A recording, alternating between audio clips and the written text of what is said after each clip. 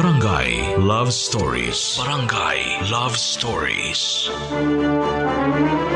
Mahirap maging produkto ng mapang-abusong pamilya. Dahil nagiging baluktot ang paniniwala natin sa kung ano ang mabuti at ano ang masama. Gayon din kapag hirap tayong kontrolin ang ating emosyon na siyang dahilan kung bakit tayo nakakagawa ng mga maling bagay at mga maling desisyon. Ikaw, kabarangay, handa ka bang harapin ang karma mo sakaling dumating ang panahon na maningil na ang kapalaran? Dear Mama Mia, ang mga taong walang pagpapahalaga sa sarili, sila ang madalas manlimos ng pag-ibig sa ibang tao. Totoo yun dahil isa ako sa kanila. Mama Mia, tawagin niyo na lamang ako sa pangalang Ray. 29 years old at nagtatrabaho bilang isang pharmacist. Hindi ko na po sasabihin kung nasaan ako, Mama Mia, para na rin sa privacy ko. Pero ang sigurado ay isa ako sa mga taga-subaybay ng programa mong Barangay Love Stories. Nakaka-relate kasi ako sa mga kwento ng mga kabarangay natin, kaya naman ang programa nyo ang ulam namin tuwing tanghalian. Sumulat ako para i-share ang storya ko na alam kong pwedeng kainisan ng ating mga kabarangay at mga kapuso. Mag-uumpisa po ang lahat sa pamilya ko, Mama Mia. Bali nung araw, nakatira ako sa bahay kasama ang stepfather ko na si Daddy Ryan at half-sister ko na si Ella. 4 na taon po ang tanda niya sa akin pero hindi ko siya tinatawag na ate dahil simulat sa pool ay hindi naman kami magkasundo. Anak kasi ako sa labas ng mami ko, Mama Mia. Nang magkabalikan sila ni Daddy Ryan ay isinama ako ni Mommy sa bahay nila para doon na rin tumira. Pero namatay ang mommy ko dahil sa breast cancer noong 10 years old pa lang ako. At doon na nga nagsimula ang pang-aabuso sa akin ng mga taong tinuring kong pamilya. Dahil hindi ako matanggap ni Ella bilang nakababata niyang kapatid, madalas kaming mag-away, Mama Mia. Pero lahat ng yun ay siya ang nag-uumpisa. Gumaganti na lang ako dahil hindi rin naman ako patatalo. At kahit nasa 18 anyos na ako noon ay para pa rin kaming mga aso at pusa. Si Daddy Ryan na lang tuloy ang pumapagitna sa amin pero minsan mas kinakampihan niya talaga ang anak niya. Sa bagay, sino lang ba ako sa pamilya nila simula nung iwan kami ni Mommy.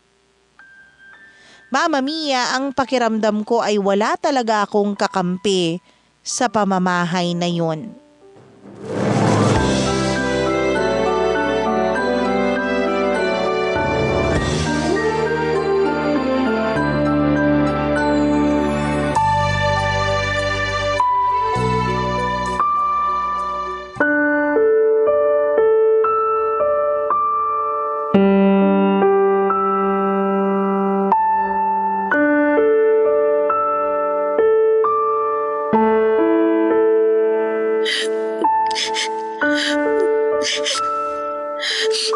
Ray, umiiyak ka ba? Hindi po, Daddy. Umiiyak ka eh.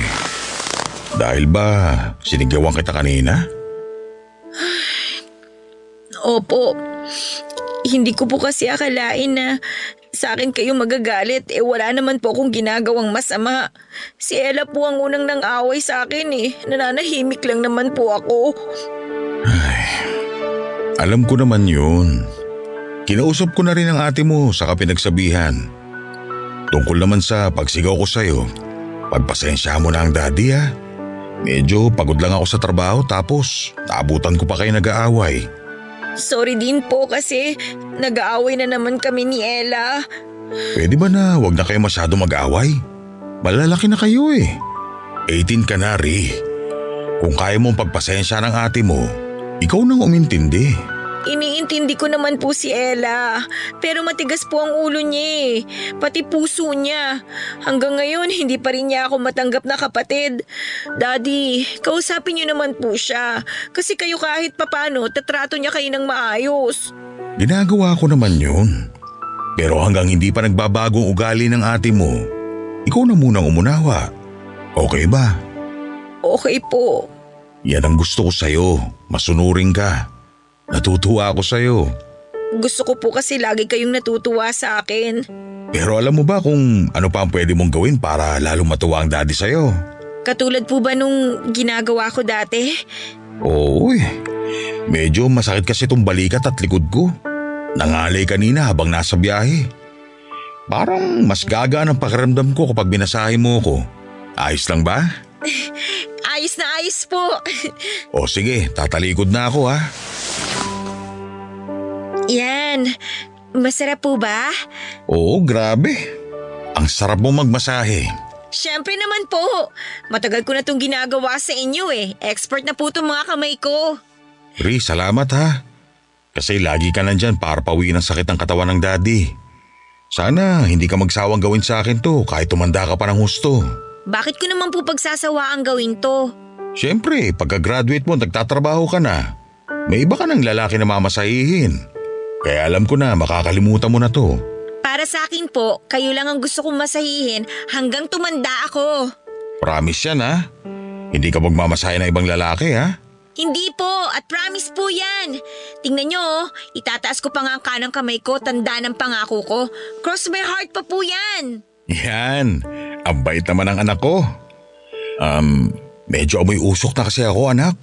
Kaya gusto ko muna sana maligo. May gagawin ka ba mamaya? Gagawin ko po yung assignments ko, Daddy. Pasahan na po kasi bukas eh. Doon mo na lang gawin sa kwarto ko. Tutulungan kita. Talaga po? Yay! At pagkatapos natin gumawa ng assignment mo, magbabanding tayo.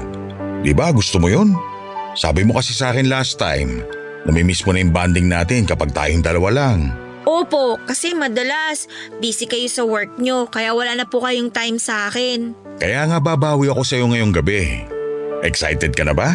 Opo! O siya, maliligo muna ako. Mag-ready ka na ha. Dali mo lahat ng mga gamit mo sa kwarto ko pero huwag ka maingay sa ate Ella mo. Baka kasi magising siya.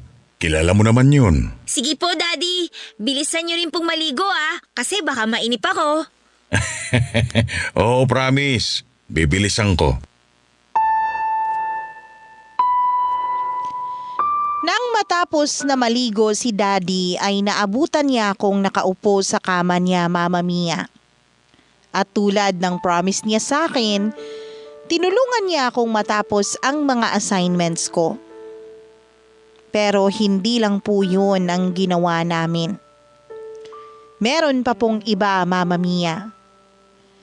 Kung tutuusin, hindi naman yun ang unang beses na ginawan ako ng kabastusan ni Daddy Ryan. Dahil ilang buwan lang matapos mailibing si Mommy, ay sinimulan na niya akong pasimpleng hipuan. Siyempre bilang bata, wala po akong palag at wala po akong ideya sa ginagawa niya. Akala ko normal lang yun sa mag-ama kasi yun ang madalas niyang sinasabi sa akin. Kaya nga, inosente pa rin ako at walang kaalam-alam na minomolestya na pala ako ng amain ko, Mama Mia. Kahit na tumungtong na ako sa edad na 18. Bukod doon, Mama Mia, aaminin ko na nag-e-enjoy naman ako sa ginagawa niya. Pakiramdam ko, Mama Mia, doon lang ako nagiging espesyal kay Daddy kapag pumapayag akong galawin niya. Habang nagkakaedad kami ay mas tumindi din ang iringan namin ni Ella. Napaka-inggitera kasi ng kapatid ko, Mama Mia. Lahat ng maliliit na bagay na meron ako ay gusto niya meron din siya. Halimbawa, kapag may bago akong makeup kit na nabili ko dahil sa ipon kong pera, mula sa mga baong binibigay ni Daddy Ryan ay nagagalit siya. Dahil gusto niya meron din siya noon. Kapag hindi naman siya kaagad nagkakaroon ay sinisira niya ang meron ako para parehas na kaming wala. Sa totoo lang, nakakasuka ang ugali niya. Pero pinakikisamahan ko lang siya dahil nga kapatid ko pa rin siya. At ang huling bagay na gusto ng mami namin bago ito namatay ay ang magkasundo kaming dalawa ni Ella. Mama Mia, nang graduate ako sa college ay nagkaroon ng boyfriend si Ella. Ang pangalan nito ay Carlo, na nakilala niya sa kumpanyang pinagtatrabahuan niya. At bukang bibig po siya lagi ni Ella at madalas ding binibida sa akin dahil nga hindi naman ako yung tipo ng babae na ligawin ng mga panahong yun.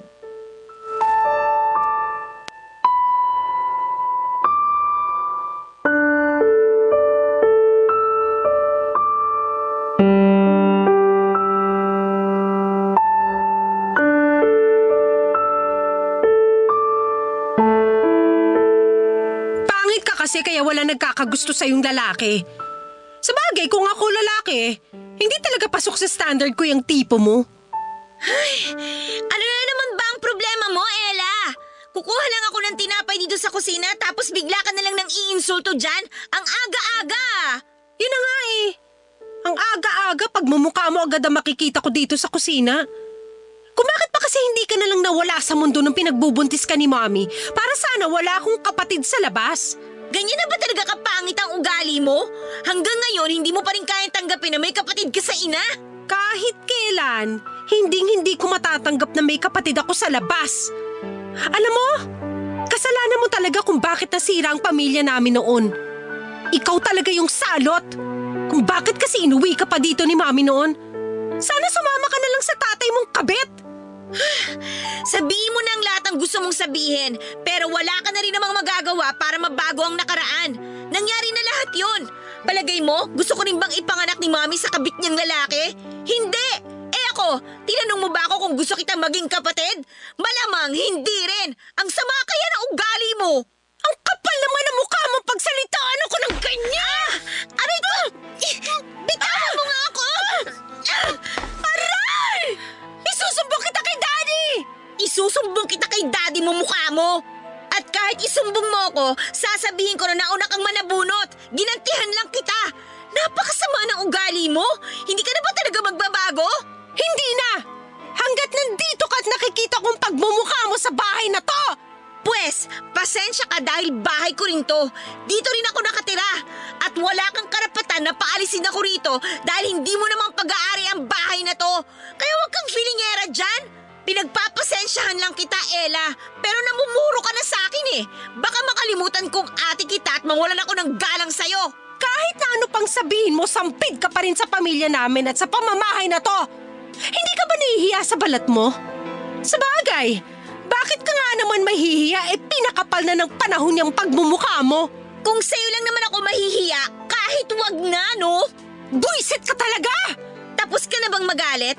Kasi kung oo, papasok na ako sa kwarto ko para dun mag-almusal ng payapa. Dito sana ako kakain sa kusina eh. Kaso ang ingay mo. Daig mo pa ang manok, putak ng putak. Pinagli ka ba sa sama ng loob? Wala kang pakialam tsaka karapatan ko magsalita. Nakikinig ka na lang, nagre-reklamo ka pa? Lo, anong katwiran yun? Baliw ka na talaga. Malis ka nga dyan, nakaharang ka sa daanan ko. Aray! Sira ulo! Oh, sige.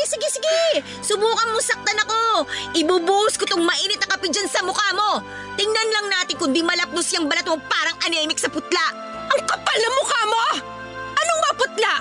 Inggit ka lang dahil ikaw mukhang ulik ba? Sabihin mo nang gusto mong sabihin, pero hindi ka maganda, maputi ka lang. At least ako may boyfriend, ikaw wala. Bakit ko? Sige na, nauumay na ako sa'yo. Ay, sandali! Ano ba yon? Kung may sasabihin ka, dalian mo kasi nagugutom na ako. Ipapakilala ko sa inyo ni Daddy sa weekend ang boyfriend ko ha. Carlo ang pangalan niya. Gusto ko nandito ka para naman mamatay ka sa inggit. Kasi ako, merong guwapong boyfriend tapos ikaw, kahit mukhang snatcher na manliligaw, wala. Asahan kita ha. Huwag mo akong iinjanin. Siguraduhin mo lang nagwapo nga yung boyfriend mo ha. Minsan kasi, ilusyonada ka. Lumayas ka na nga sa harapan ko! Buisit! Nang dalhin nga ni Ella si Carlo sa bahay namin para ipakilala ng personal, ay napatunayan kong hindi lang puro yabang ang kapatid ko, Mama Mia. Totoo kasi na good looking si Carlo. Matangkad, maayos manamit, malinis tignan, may makapal na kilay at maputi. Nakaka-attract talaga si Carlo, Mama Mia, dahil parang ang perfect niya. Napaisip tuloy ako kung paano niya nagustuhan si Ella samantalang napakademonyenta ng ugali ng kapatid kong iyon. Pero kung sa pisikal na aspeto naman ay maganda rin si Ella, Mama Mia. Kaya lang matalim ang dila at maitim ang budhi. Dahil sweet-sweetan sila ng araw na yun sa bahay namin at napadalas pa nga ang pagbisita ni Carlo ng mga sumunod na araw at linggo, ay nagsimula na akong makaramdam ng insecurity sa sarili ko at the same time ay inggit na rin kay Ella, Mama Mia. Hindi naman ako pangit, maayos naman akong manamit, matalino at kaya ko ring makibagay at may sense kausap. Pero wala pong naglalakas loob na ligawan ako. Ewan ko ba, Mama Mia, siguro ako na rin ang may ayaw sa kadahilan ng hindi ko rin alam. Pero nang ipakilala niya sa amin si Carlo ay naisip ko na sana ako na lang si Ella. Para kami ng boyfriend niya ang naglalandian. Alam kong masama na magkaroon ako ng feelings kay Carlo pero super bait niya kasi, Mama Mia. Kaya lang nabuntis niya ang kapatid ko. Kaya lihim akong nagalit sa kanilang dalawa. Pero dahil biglaan po ang nangyaring yun ay sa bahay muna sila nagstay habang nag-iipon pa sila ng pera para makabukod. Dahil doon, Mama Mia, ay madalas ko nang nakikita si Carlo. Unti-unti ay nawala ang galit ko sa kanya dahil sa katotohanang magkakaanak na sila ni Ella. Tapos, Mama Mia, nang mawala naman ang galit ko, ay bumalik naman ang feelings ko sa kanya. Ang feelings na pilit kong isinasantabi. At dahil nga araw-araw na kaming nagkikita ni Carlo, ang feelings na yun, Mama Mia, ay lumalim pa ng lumalim. Mama Mia, alam ko na pangit tignan na magkagusto ako kay Carlo dahil magiging tatay na siya ng pamangkin ko. Pero anong magagawa ko kung pakiramdam ko siya rin ang nagbibigay ng motibo para lalo ko siyang magustuhan? Hindi po kasi ako magaling magtago ng feelings lalo na pagdating sa kanya, Mama Mia. Kumbaga nanlalambot talaga ang tuhod ko at namumula ang mga pisngi ko kapag kinakausap niya ako. Hindi rin ako makatitig sa mga mata niya ng matagal kaya alam kong halatang halata na crush ko siya. Simula noon, hindi na ako nilubayan ni Carlo lalo kapag may pagkakataon na nagkakausap kaming dalawa. Hindi po nawala ang atraksyon ko kay Carlo kahit hanggang manganak na si Ella, Mama Mia. Sa katunayan ay lalo pa akong nagkagusto sa kanya dahil pakiwari ko ay inaakit niya talaga ako. Siyempre, todo ingat kami na wag makahalata si Ella o si Daddy Ryan na may something sa aming dalawa ni Carlo dahil sigurado na malaking gulo yun. Pero napansin ko na nabawasan ang atensyon na binibigay sa akin ni Carlo nang dumating na ang anak nila ni Ate Ella. Kaya kahit masamang magalit sa baby nila, ayun po ang eksaktong naramdaman ko, Mama Mia. Inisip ko na dalawa na sila ng mama niya na kaagaw ko sa lalaking gusto ko. Simula noon ay iniwasan ko na si Carlo. Kung hindi na siya interesado sa akin, hindi na rin ako interesado sa kanya. Pero nung napansin yon ni Carlo, Mama Mia, ay kaagad naman niya akong kinompronta.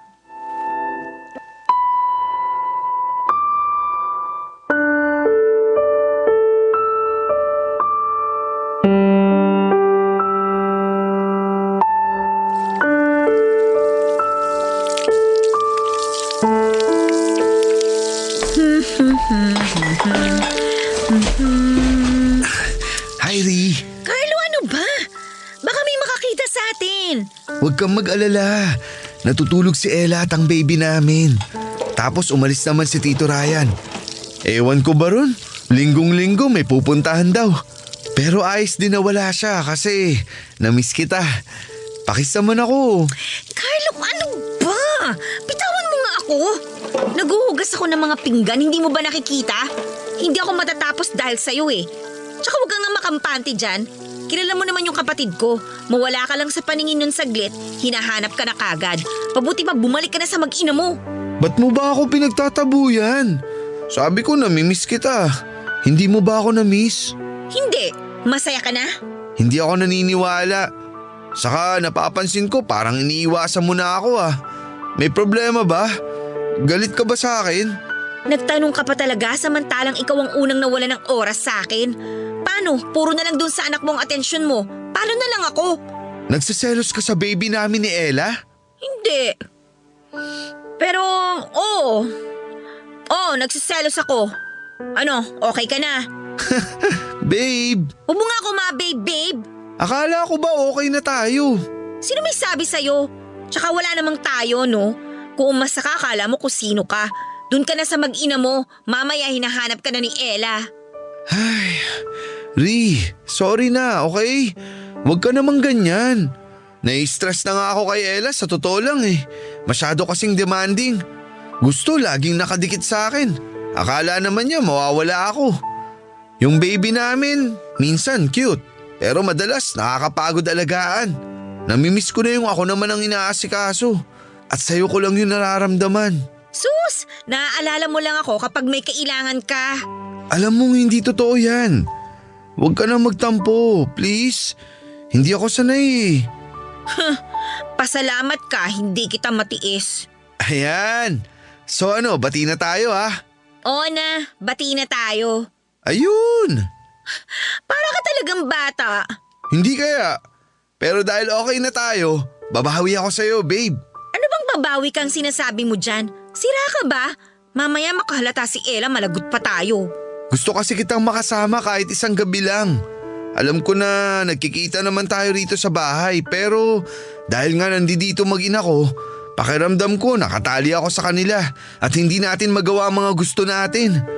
Alam ko na yun din ang nararamdaman mo. Nakikita ko ang reaksyon mo pag parang ahas na nakalingkis sa akin ate mo eh. Pero wala naman akong magawa dahil nga sa sitwasyon natin. Hindi mo naman kailangang bumawi sa akin. Okay na ako na ganito tayo, na nag-uusap ulit. Di ba nga sabi ko bati na tayo? Hayaan mo nang gawin ko to para naman may paramdam ko sa'yo na importante ka sa akin. Na masaya ako kasi nandyan ka, na na-appreciate kita. Talaga? Kahit lagi ako sinisiraan ng kapatid ko sa'yo? Malakas ang kutob ko na inggit lang sa'yo si Ella. Kaya madalas sinisiraan ka niya. Ano namang kinakainggit niya sa akin? Sige nga. Atin-atin lang to ha. Mas maganda ka talaga kaysa sa kanya. Puro ka bola, nakakainis ka. Hindi yun bola. Totoo na mas maganda ka sa kanya. Tapos mas mabait pa. At dahil mabait ka, bibigyan mo na ako ng kiss. Sige na, namiss ko na ang mga halik mo eh. Sige na nga. Pasalamat ka, nakuha mo ako sa mga pakyut mo. May nangyari rin sa amin ni Carlo ng araw na yon, Mama Mia. At kahit alam kong malaking kasalanan ang ginawa namin, ay hindi na ako nag-isip ng kung ano. Ginawa po namin yun sa CR at medyo binilisan lang namin para hindi makahalata si Ella. Basta ang naaalala ko lang ay nasasarapan ako nung ginagawa namin yun kahit mabilisan. Hindi nagtagal ay nasundan pa ng nasundan ang mga palihim naming ugnayan ng tatay ng pamangkin ko. Napakaingat po namin kaya tiwala kami na walang kaide-ideya ang mga tao sa bahay namin sa ginagawa naming dalawa ni Carlo. Nang mga panahon na yun ay hindi na rin ako ginagalaw ni Daddy Ryan dahil nambababae na siya. Tungkol nga pala sa bagay na yun, aaminin ko na nainis din ako kay Daddy dahil feeling ko ay hindi na siya nasasarapan kapag ako ang kinakama niya kaya naghanap na lang siya ng iba. Pero nang dahil kay Carlo ay mabilis akong nakamove on at natuon naman sa kanya ang aking atensyon. Pero aaminin ko Mama Mia na may pagkakataon na nalulungkot ako dahil may mga araw talaga na mas madalas kasama ni Carlo si Ella at ang anak nila. In short, nararamdaman ko na nae-etsapuera ako. Hindi naman ako mapagdiman Mama Mia dahil alam kong kabit lang ako ni Carlo. Napagod na lang din akong magsabi sa kanya dahil ayoko sa lahat yung paulit-ulit. Bukod doon, napaghahalataan ko nang wala talagang feeling sa akin si Carlo Mama Mia. Kumbaga pampalipas lang ako ng init ng kanyang katawan. Kahit na alam kong posibleng humantong ang lahat sa hindi niya pagpili sa akin dahil mas mahal niya ang kanyang mag-ina, ay umasa pa rin ako Mama Mia na may himalang mangyayari. Ewan, tawagin niyo na akong baliw, ilusyonada, gaga o boba, pero gabi-gabi ako noong nagdarasal na sana maghiwalay na sila ng kapatid ko.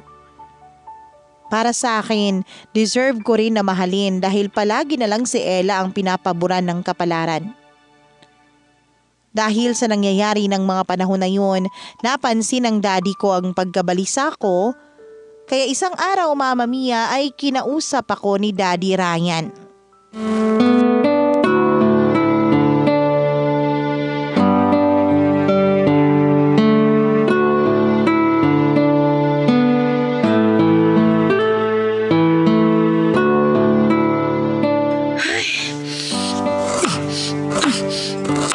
Oh, dahan-dahan lang.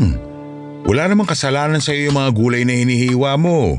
Nakakainis kasi Daddy eh. Ang tigas nitong mga gulay na to oh. Natuyo na yata sa ref natin. Ewan ko na lang kung may lasa pa to mamaya pag naluto na. Sa tingin ko, ayos pa naman ang mga yan. Mukhang may problema ka. Ang malas lang ng mga gulay na yan kasi sila pinagbubuntunan mo. Hindi malas sa mga gulay na to kasi uulamin na natin sila. Tsaka wala akong problema, no? Tignan mo tong batang to. Sa akin pa talaga nag-deny. Kilala kita rin simula pa nung maliit ka. Hindi mo ako mapapaniwala na wala kang problema. Ano ba yun? Alam mong pwede mong sabihin sa akin kung ano man ang mga gumugulo sa isip mo. Pwede raw sabihin pero lagi naman kayong busy. Doon na lang kayo sa babae nyo. Wala naman kayong oras sa akin eh. Kinalimutan nyo na ako. Anong kinalimutan? Hindi totoo yan. Saka huwag ka nga magselos. Hindi kita ipagpapalit kahit kanino. Totoo po ba yan? Baka naman nagsisinungaling lang po kayo. Bakit naman ako magsisinungaling? Totoo ang sinasabi ko. Sa katunayan, miss ko na nga yung mga himas mo. Pati yung pagmamasahe mo sa akin. Hindi kasi makuha ng mga babaeng nakikilala ko ang hagod mo eh. Kaya wala talagang papantay sa'yo. Kung bakit kasi kayo nang bababae pa? Nandito naman po ako. Pwede niyo po akong gamitin kahit kailan niyo gusto. Alam ko naman yun. Pero ayoko makalata ang ate mo, pati si Carlo, na meron tayong milagrong ginagawa. Abay, mahirap na. Baka may skandalo pa ang pamilya natin. Pero saka na natin pag-usapan yun. Ang importante sa akin ngayon, ikaw. Kung may maitutulong ako dyan sa problema mo. Nahihiya po ako magkwento sa inyo kasi baka magalit kayo sa akin, Daddy eh. Baka isipin niyo po marumi akong babae. Bakit? May boyfriend ka na ba? Wala po, pero may ibang lalaki na pong gumagamit sa akin bukod sa inyo. Sino? Pwede ko bang malaman? Pangako, hindi ako magagalit. Wala namang kaso sa akin kung meron kang ibang lalaki. Kasi nga, meron din naman akong ibang babae. Malaya kang gawin ang gusto mo. Basta ba, hindi mo ako kakalimutan. Baka po hindi nyo na masabi yan pag nalaman nyo kung sino yung lalaking tinutukoy ko. Si Carlo po yung lalaki na sinasabi ko, Daddy. At siya rin po yung dahilan kung bakit nakasimangot ako ngayon. Kailan pa nagsimula ang relasyon nyo? Hindi ko na po maalala eh, pero matagal na po. Wala pa silang anak ni Ella noon. Kaya pala ang lagkit ang tingin niya. Sabi ko na nga ba may namamagitan sa inyo. Alam ba to ni Ella? Syempre hindi po, no? Kaya please, Daddy, wag niyong sasabihin kay Ella kasi malaking gulo to. Sinabi ko sa inyo kasi may tiwala po ako sa inyo. Siyempre hindi ko sasabihin sa anak ko. Basta mag-iingat lang kayo ni Carlo ha. Huwag kayong magpapahuli. Matinik pa naman yung ate mo. Ayoko rin na magkagulong pamilya natin. Kaya sana, husahin yung pagtatago ng kababalagan nyo. Alam ko naman po yun, Daddy. Huwag kayong mag-alala, maingat naman po kami ni Carlo. Kilala niyo ako, ayoko ng gulo. Pero yung totoo po, Daddy, hindi po ba kayo galit sa mga nalaman niyo tungkol sa amin ni Carlo?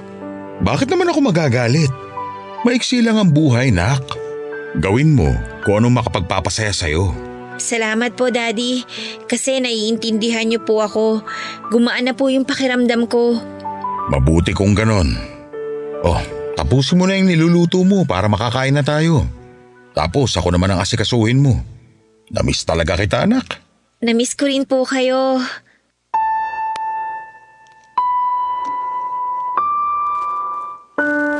Dahil sa pagiging mahina ako at emosyonal ng araw na yon, ay hindi na ako tumanggi ng halikan ako ni Daddy Ryan.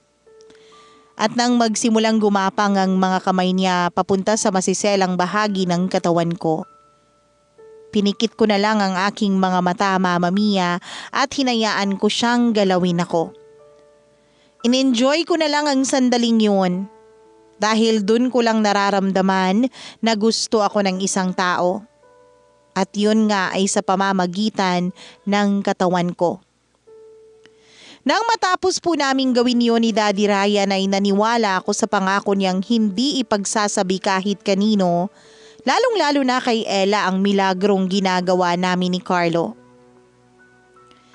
Mama Mia, sa maniwala kayo't sa hindi, ay nasundan pa po ng nasundan ang mga nakaw naming sandali ni Daddy Ryan dahil sabi nga niya ay namimiss niya ako. Pero bukod sa kanya, Mama Mia, ay may nangyayari pa rin sa aming dalawa ni Carlo. Lalo kapag hindi siya pinagbibigyan ni Ella na madalas na dahilan ng kanilang pag-aaway. Noong una ay hindi po alam ni Carlo na ginagalaw din ako ni Daddy Ryan. Pero dahil lalaki siya, nakahalata rin siya, Mama Mia. At dun ko inamin sa kanya na matagal na naming gawain yun ni Daddy at sinabi ko ring alam ni Daddy Ryan ang kalokohan naming dalawa. Mama Mia, sa huli ay nagkasundo po si Carlo at Daddy Ryan na may mangyari sa aming tatlo ng sabay-sabay. Nagpatuloy ang sekreto naming relasyon ni na Daddy Ryan at Carlo at madalas na may nangyayari sa aming tatlo, Mama Mia. Hindi ko sila mabitawan pareho dahil nakakaramdam ako ng security sa kanilang mga halik at mga haplos. Kaya kahit alam kong mali, immoral at para akong pulubing nanlilimos ng pagmamahal, ay hindi ko po inawat ang sarili ko, Mama Mia. Hinayaan ko na gamitin nila ang katawan ko ng ilang buwan.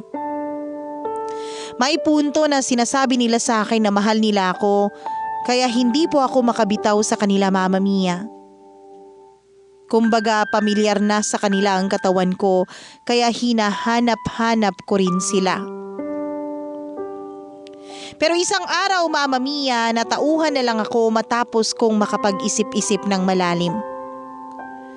Doon ko kwestiyon ng husto ang choices ko sa buhay at kung hanggang kailan ko plano sirain ang sarili ko dahil lang sa wala akong lakas ng loob na kumuwala sa aking kapusukan. Natakot din ako sakaling mabuntis nila ako, Mama Mia, dahil hindi ko alam kung willing ba sila na panagutan ako. Marami po akong nababasa ng mga kwento tungkol sa mga babaeng iniwan ng lalaking akala nila ay mananatili sa tabi nila at makakasama sa pagpapalaki ng mga anak nila. Kaya nga isang araw, Mama Mia, ay plinano kong mag-move out na sa bahay namin upang tuluyan na akong makalayo kay Carlo at kay Daddy Ryan. Kaya lang bago ko pa yun nagawa ay pinigilan na ako ni Daddy Ryan. Nahalata niya kasi ang panlalamig ko sa kanila. Madalas na rin siyang tanggihan tuwing gusto niya na may mangyari sa amin, kaya kinompronta na niya ako, Mama Mia. Doon ko nabanggit sa kanya ang plano ko kaya pinigilan niya ako. Pero buo na ang desisyon ko na umalis. At ng araw na dapat ay aalis na ako sa bahay namin ay bigla namang nalaman ni Ella ang mga pinaggagawa namin ng asawa niya. Sinabi po sa kanya ni Daddy Ryan ang lahat-lahat, Mama Mia. Hindi na po ako nagkaroon ng panahon na magalit kay Daddy sa pagtraidor niya sa akin. Kasi Mama Mia, sinugod na ako ng galit na Ella ng araw ding yun.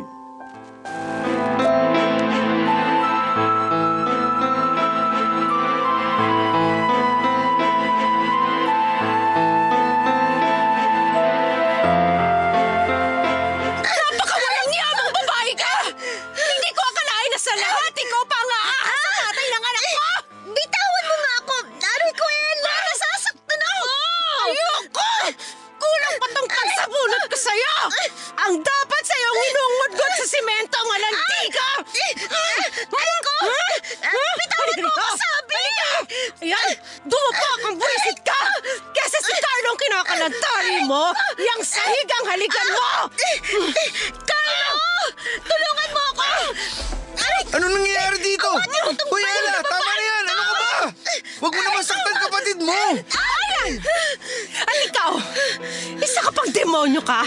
Paano mo nakuhang galawin niyang impaktang yan? Wala ka bang diri sa katawan? Ang kapal na mukha mo! Nakalimutan mo na bang may anak tayo? Hindi ko nakakalimutan, pero... Pero ano? Ginusto mo pa rin may mangyari sa inyo ni Ree? Mga traitor kayo! Hoy! Saan ka pupunta? Hindi ba ito kasi yung hindi ka Bahagin ang lahat ng buko sa ulo! Hindi na mga buko, kundi pati ang ulo mo! Pupunutin ko na rin! Kapal na pagmumukha mo! Ella, pag di ka tumigil, talagang... At anong gagawin mo? Sasaktan mo ako? So ngayon, mas kinakampihan mo pa yung hayop na yan kaysa sa nanay ng anak mo? Oo, mas kinakampihan ko si Ree kaysa sa'yo. Dahil sukang-suka na ako sa ugali mo. Anong sinabi mo? Nakakasawa ka na, Ella. Kung kontrolin mo ako, akala mo kung sino ka eh. Baka nakakalimutan mo. Ako ang lalaki sa atin. Ako ang dapat na nasusunod. Kaya ba inaswang mo tong walang kwentang kapatid ko? Ha? Kasi lagi kanyang sinusunod? Paano mo nasikmura lahat ng mga pinagkagagawa mo? Mas magaling siya sa kama kaysa sa'yo. Napaka-demonyo mo! Tumigil ka na, Ella! Ella, ayaw mo talagang tumigil. Bitiwan mo ako, Ella! Ano ba? Lumayas ka sa pamamahay namin! Naliparan ka! Dapat sa'yo sa kalsada! Ree, sandali lang. Hihingi ako ng tulong kina chairman sa barangay. Babalik ako. Talaga napapabuyin mo pagsasama namin ni Carlo! Sana nung bata ka palang nilunod niya kita! Sana mamatay ka na! Sana mawala ka na sa buhay namin kasi napakalandi mong babae! Napakarami mo! Walang kahit sino magmamahal sa'yo! Tandaan mo yan! Na hindi mo inisip ang anak namin ni Carlo! Napakamakasarili mo! Tamahan ka sana ng kidlat! Hayop ka! Mama Mia, para po akong main character sa mga teleserye na kinawawa ng kontrabida dahil sa ginawa at sinabi sa akin ni Ella. Mas masakit pa sa sabunot niya sa akin, mga sipa at sampal na tinamuko mula sa kanya, ang mga salitang ibinato niya sa akin na punong-puno ng galit at pang-iinsulto. Doon ko naramdaman kung gaano ako kakawawa. Nanliit po ako sa sarili ko at sising-sisi dahil hindi ko ginalang ang pagkababae ko. Hinayaan kong gamitin nila ako at magpakasasa sa katawan ko, tapos sa dulo, ako pa rin ang may kasalanan sa lahat.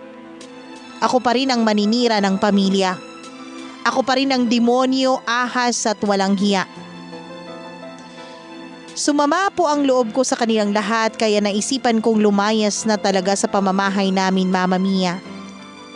Alam ko rin na malaking eskandalo at nakakahiya sa mga kapitbahay namin ang nangyari.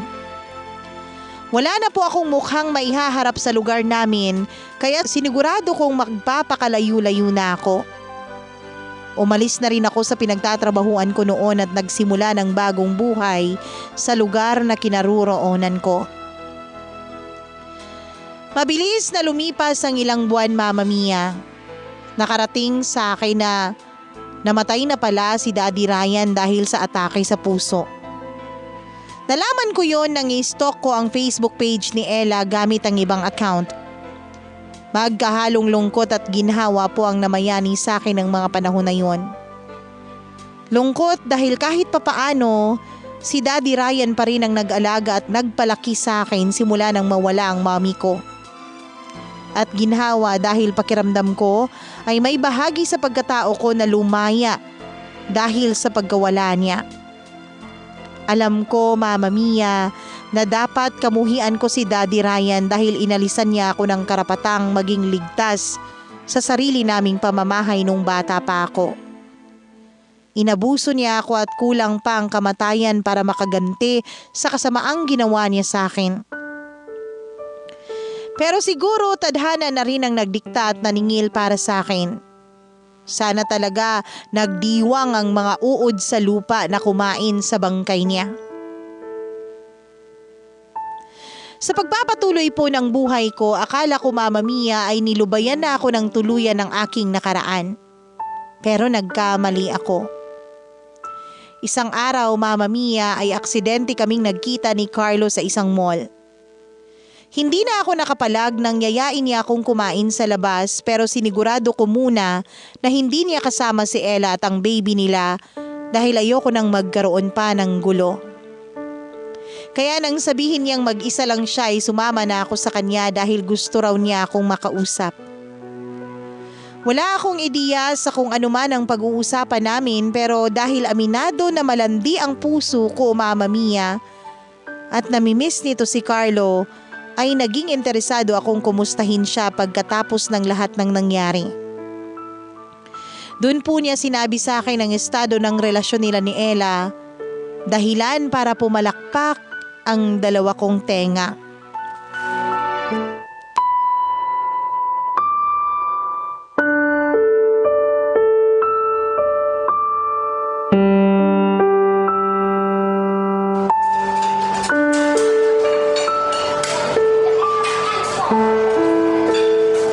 Ri, kumusta ka na? Grabe, na-miss kita. Ang tagal din nating hindi nagkita. Wala ka nung burol ni Tito Ryan. Akala ko pupunta ka kasi… Palagay mo may mukha pa akong maiyaharap sa mga tao doon. Tsaka gusto mo yata magkagulo sa lamay ni Daddy pag nagkita kami ni Ele. Kaya ba't pa ako pupunta? Ay, sorry. Hindi ko naisip ang tungkol sa bagay na yan. Hayaan mo na. Tapos na naman eh. Masaya na ako sa buhay ko. Masaya na ako kahit mag-isa lang ako. Alam mo, pakiramdam ko lumaya ako eh. Hindi katulad nung nakatira pa ako sa bahay na yon kung saan nakikisama pa ako sa ate kong Impacta. O kumusta na ba kayo ng asawa mong Impacta? Ano nangyari sa inyo pagkatapos ko mawala sa eksena? Hindi na kami naging okay ni Ella pagkatapos mong umalis sa bahay. Lagi kaming nag-aaway. Panay ang murahan at sigawan namin. Tapos, lagi niya akong sinusumbatan sa pangangaliwa ko. Nagsabi na ako na kung hindi niya ako kayang patawarin tapusin na lang namin ang relasyon namin. Pero ayaw naman niyang makipaghiwalay. Hanggang sa ako na lang ang kusang umalis sa bahay dahil hindi ko na nga mapakisamahan ang kapatid mo. Habang tumatagal, lalo akong nasusuka sa ugali at pagmumukha niya. So paano yung baby niyo?